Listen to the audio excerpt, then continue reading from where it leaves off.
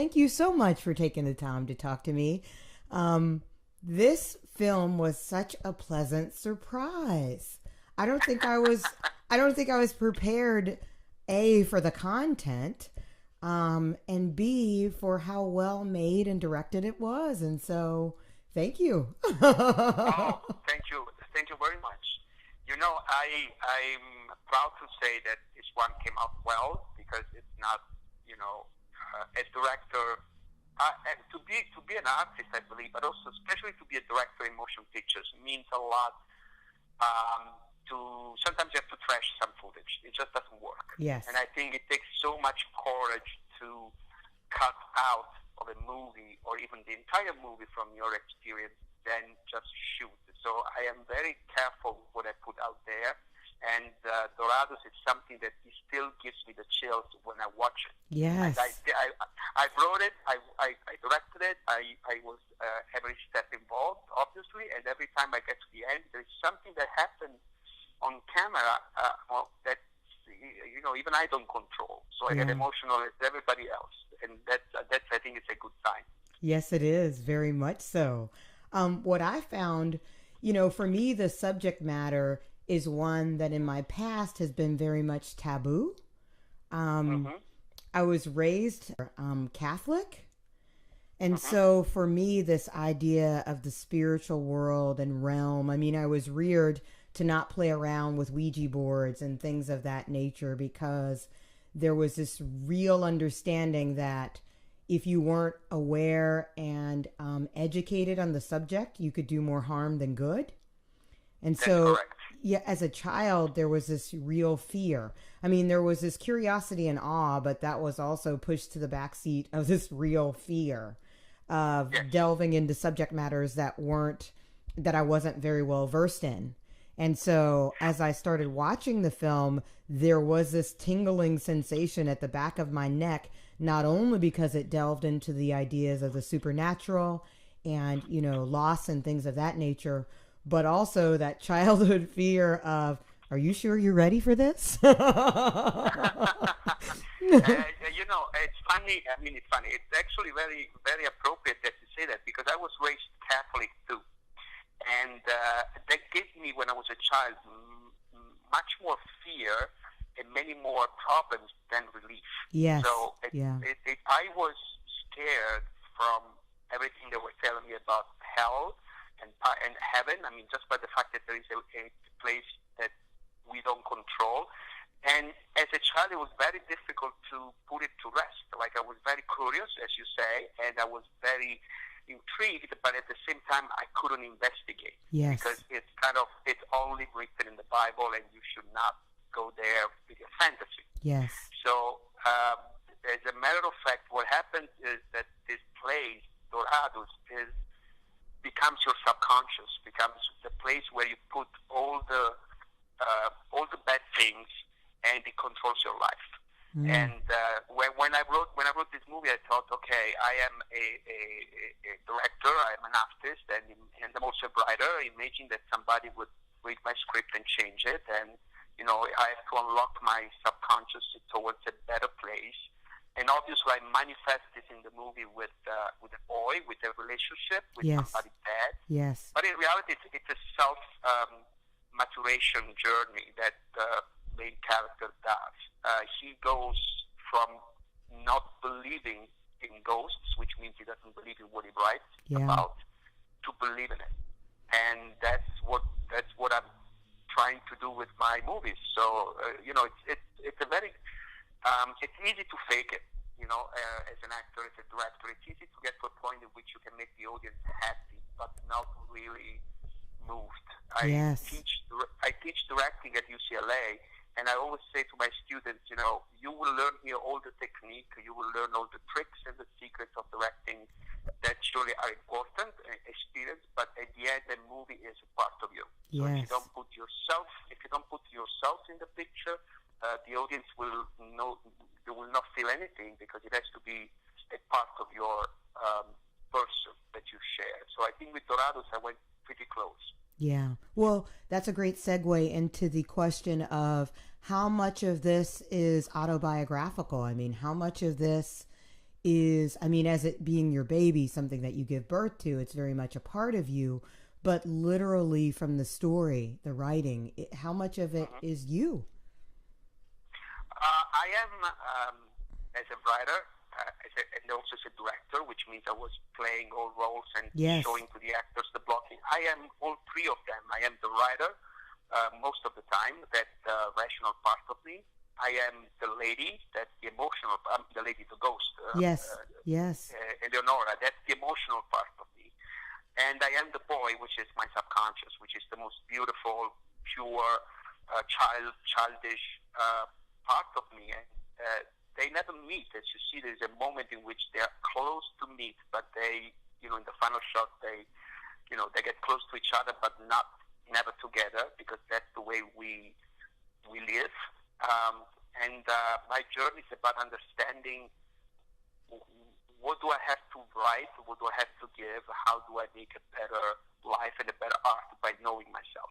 So it's a creation of, it came out piece by piece. I started with the intellectual part, like thinking about writing a movie about a writer, and somebody, the producer, who would stop him.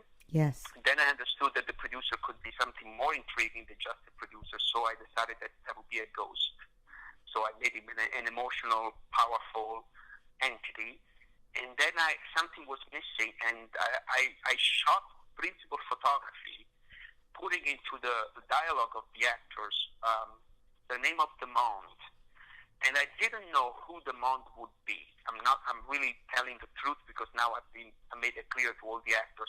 Fortunately, everybody was trusting me. Yes. With I don't know, with a kind of faith in what I was communicating, but I never revealed who the Monde was till I saw the principal photographer footage, and I said, okay, it's going to be the brother. I thought it could be anybody at that point. It could be his father, it could be his a part of himself, his twin brother or his younger brother. I knew that there had to be a Monde coming out of the story, but I didn't decide until I didn't see the picture. Wow. So when you ask me how much of myself, all of myself, because I had to treat the writing and the filming as a discovery. And I understood where I was going only when I was in the editing session, and I was looking at the footage, and I said, oh, that's what I want to say. So filming helped me to finalize the story. But I left it open from the very beginning, because I knew that I had to write something cool. And I remember my assistant was telling me, so when are you going to tell me what's the final? because we shot the final in second unit, and I never told anybody what's going to happen. And he's going to tell me a little bit, but I didn't know. So I said, I kept saying, you see, but I didn't know. So I was faking, and the producer told me, you know how the movie ends, right? Oh, sure. I said, obviously. But I didn't. I'm not making this just to tell a good story. I didn't know till I didn't see the pictures, and they started working with me visually. Well, that makes sense. And how beautiful. I love your comparisons of the characters to you as an individual, meaning the woman and the child, the non-believer, the writer. Yes. How, I listened to you, and I understand that you're from Italy originally.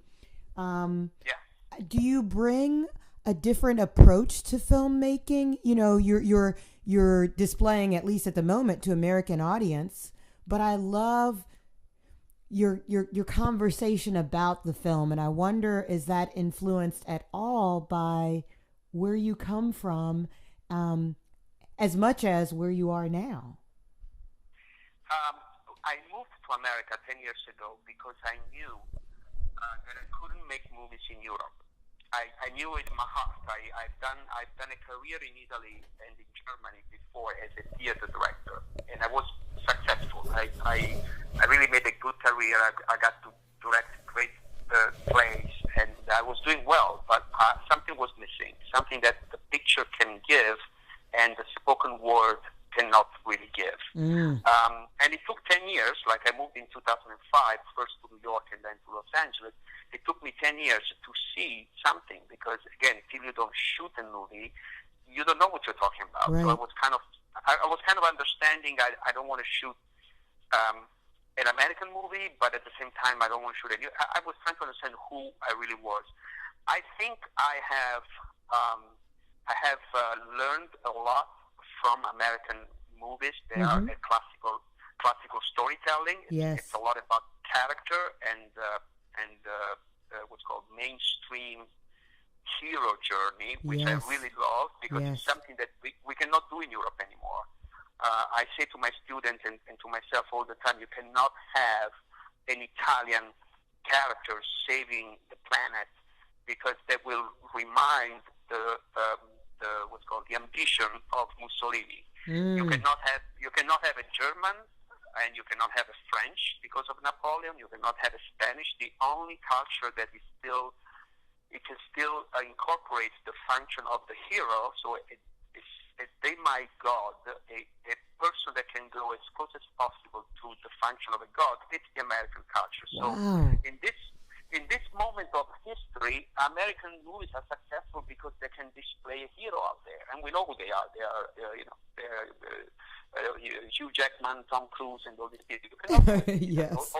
All the characters are I don't want to say losers, but are not capable to change life because in Rome we did it already with Julius Caesar, with Seneca, with our great writers, with Dante, with Michelangelo.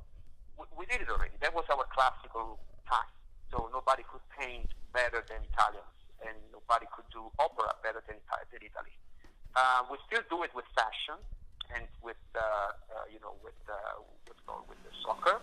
Like that is really powerful, the industry there. But we don't do it in movies anymore because I don't know that function has become an American value, and so me being here is a mix of both. I can use my Italian background for the power of pictures.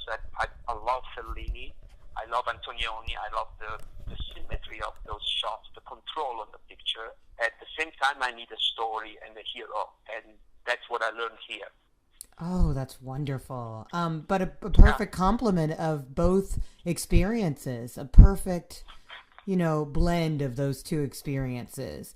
And based on the official selection list, I think many American film festivals agree. I was looking and reading some of the accolades, and kudos for that. And I don't say that lightly or share that lightly because there is something about receiving the validation from organizations that make it their business of spotting, up and coming, exciting, innovative filmmakers. And so to receive those accolades, again, I'd like to congratulate you. What did that mean to you? I mean, is it more important for you to get your story out? Is it more important that the audience understand your message, or is it more important that those in the industry give a nod of respect? They all come together. And they come together for different reasons. The industry is the last one of my concern. Okay. I'll tell you why. Because I live in Los Angeles, and I have many friends that work in studios. I have people that do major movies, and I know that and they listen to me. So in some way, they don't know much more than me. They just have the greatest capability of putting together the best of the best. Okay. So they have the better chances. What I really believe those compliments mean is that people like the picture, people like the movie. So I'm not, I've been going up and down in my life. I had moments of great success, and then moments of complete solitude, and I didn't know. I never had doubts, but I had moments in which life was kind of going slow. I don't believe much in compliments. I believe a lot in the theater is in applause. In movies, it's more like people talk about it, and I know that they are feeling the movie. Yeah. The movie opened in Philadelphia, and I went to the opening at the Philadelphia Film Festival in June. It was the first time I saw the movie with an audience on the big screen. Mm-hmm. Nobody knew me because I was the only one from the West Coast tonight. So it was raining. I went to the theater. I arrived late. Even the director of the festival didn't meet me. So I sat in to the audience, and when the movie started, I totally felt the audience enjoying it, feeling it as an entertainment piece, and at the end, everybody was gasping, and then the director said, is Fernando here? I don't know if he made it from Los Angeles. So that was beautiful. There was really honest feedback. Again, compliments are not the goal. The goal is that people remember that those minutes spent watching a movie become a memory for them. Yes. So I know that in 2 years, people will still tell me I watched your movie. And yes. that is very big. When you write that, please don't reveal the final. That's going to be difficult because, it's kind of some comments, even on Facebook, some people watched the movie and then they wrote like, oh my God, the final scene and this is different. I had to tell them, don't reveal it. Not because it's a thriller. It's not a thriller. But because I like that when people watch the movie, they find out by themselves where the movie is going. Yes. That's a very, very good turning point when people understand those ghosts are not the classical ghosts that I think they are. They are helping and they're beautiful, and that's the best part of us. Yes. The part that we tend to ignore to fit in society. I actually have plans to make Doradus, to propose Doradus to some broadcasters as a TV series. I envision that what you saw is the pilot, and every week in this 30 minutes mystery drama, every week a new living person knocks at the door. And every week somebody has to face a dead person. So that means the living guest star of the week doesn't know that those are ghosts, but the audience will. And every week we go with a story. So I wrote a couple of episodes already, and the formula is always the same. Somebody goes up to the stairs, gets for dinner, and then it changes, obviously, the content. And I hope I can make it. Obviously, I also love independent movies, but if you are innovative and if you are strong and if you know how to manage mainstream and storytelling, Hollywood can be a great vehicle. I hope somebody picks it up because I really want to make a TV show. I don't see this as a feature as much as it could be, but I see it as a TV show in which every week we go and clean a part of ourselves with recurring characters. I dream of Glenn Close in the role that Mara New does wonderfully, but I that has a power, that role of the lady that I really wanna do more. So that's the future of Doradus. I believe great independent self-made movie, but I wanna expand it into a TV show, into a TV series. I think it will hold, and I think it could be a great surprise. I had the luck of having a great producer. You know that Mara New is both producer and main star, and she was a great support. She really had that part, little things that she was telling me as producer, and without never interfering with my writer and director necessities. But she was capable to guide me and to make me feel safe. Yeah. And we shot in one SV take that's actually mentioned. So we shot all in there. So I kind of felt protected. That nobody will know if it goes wrong. Yeah. I always do that before a project. I say how many people will hate me. And, and then it never happened. I have done movies that I didn't release because they just didn't work or they didn't close well. But it's part of the game. So yes. Kind of risk. Yeah. Who are your influences? I love the old Hollywood feel. I'm a huge old Hollywood fan. So, 50s, 40s. Who are your influences when you come creatively? I went into the house. Again, it's the mansion in the Hollywood Hills of Mara New, the actress and producer. She's from Italy, so she invited me. I met her here in Los Angeles. She invited me to a lunch, and I was sick that day. I didn't want to go. I said, I should skip this. But then I went there, and when I saw the house, and that the place she's been living there 20 years old. We basically everything you see in the movie is there. We had to arrange a little bit, but it's everything there. And so I felt that it is a Hollywood mansion. I don't know who was living there, but it's in a very exclusive hill. Mm-hmm. I think Christina Aguilera is the neighbor or something like that. but the way the house is maintained and the way it's not showing off wealth at the same time as a lot of magic into it. Yes. That gave me the idea. That would be the right location for the story. I'm shooting now another project with Mara New, and we need to rent location and to look for location. So location is primarily, and it was really my first source of inspiration for the old Hollywood look. And plus, when I put those 5 ladies at the table at the beginning, they are Hollywood. All of them have been a star in some time of their life. Yes. So, or they have believed to be close. So it was natural to make them sit there and, and think that it's over. Yeah. That they don't watch TV because the screen is too small, the picture is too small. I mean, that's a line that Michelle Davis says wonderfully because, it's part of how we've been growing and how we've been attached to the movie industry. So that wasn't difficult. That wasn't much difficult. So I love that you are also an educator. It's going a step beyond your own personal dreams to provide the big give back, which is huge for me. Why did you choose to go into education as well? It was randomly. I came to Los Angeles and I needed desperately to show something that I could do. So yes. I did some theater plays, like non-paid plays with no costume.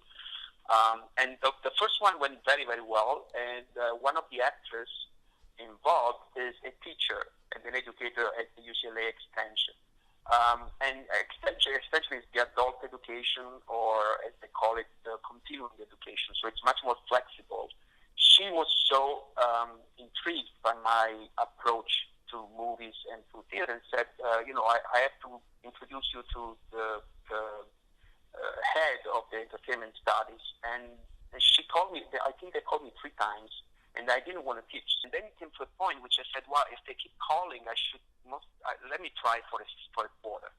And as soon as I was in class and I saw the students asking me things and they're taking notes, I understood how much I had learned in New York, especially in those first years I was in the States. And they gave me such a joy. Right now, while I'm talking to you, one of my ex-students who is graduating, when is the graduation day? Saturday. So he's graduating basically in 4 days. I don't know how he found me, but entered the door. I'm right now at UCLA because I have a class starting in half an hour. And he wants to talk to me most likely about this movie. So that's what happened. It's not a job for me. It's a community. Yes. And I treat the directing students like directors first and students after. So it is in some way enriching me as much as them. Yes. I see their movies, I see their exercises, I see what they put on screen, and I learn from them, and they look like very happy with me. But it's an exchange.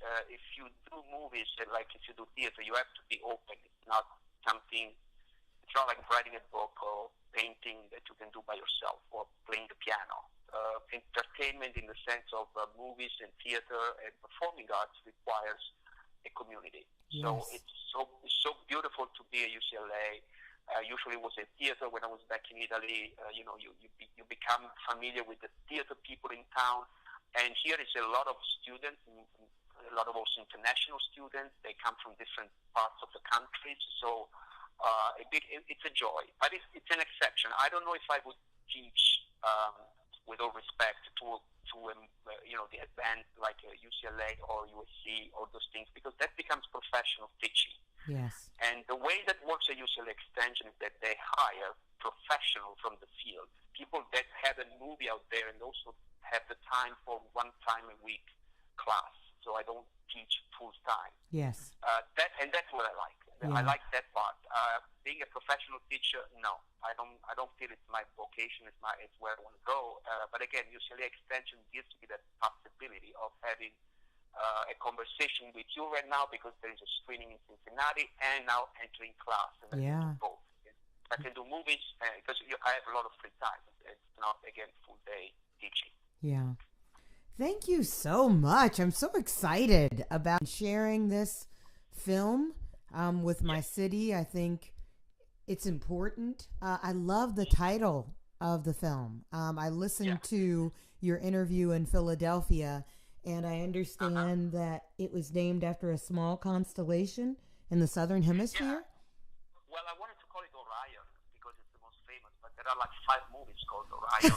So I was looking for something that intrigues you, that you can remember, and that is not that known. I am a passionate astrophysicist. Yes. Not a professional, but it's the science astrophysics is my hobby. So I knew about the constellation of Doradus, and I don't know, I had to give a name to this fantastic place. So that was the thing that I gave from the beginning. I never changed it. So people didn't know who was the third character, but they know about this group of stars. It's a minor constellation, but it has a good sound.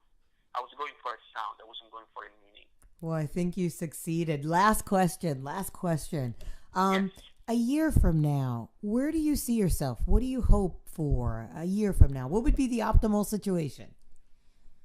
I would like to have this conversation with you in 1 year, and then I would like to have you sit on your couch and watch the next episode of Doradus on a broadcaster that gets to your house. And I also would like to see another project that I'm doing, maybe in the theater, maybe in the movie that is called J. I just would like to maintain this channel open with the audience, people that are far away.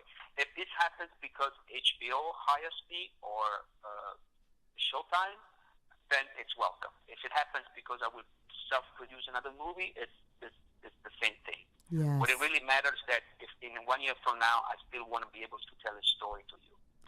I believe that you have spoken it into fruition. I look forward to that. Thank you so much. Switch on the television. I want to sell this really to a broadcaster. So it's interesting when people like it, then they will call back. I mean, it's still in promotion. We released it 3 months ago, and we're still going.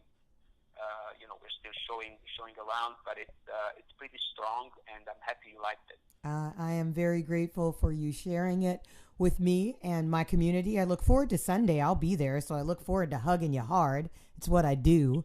Thank you so much again for taking time out and sharing a little bit of the background to this wonderful story. Wonderful story.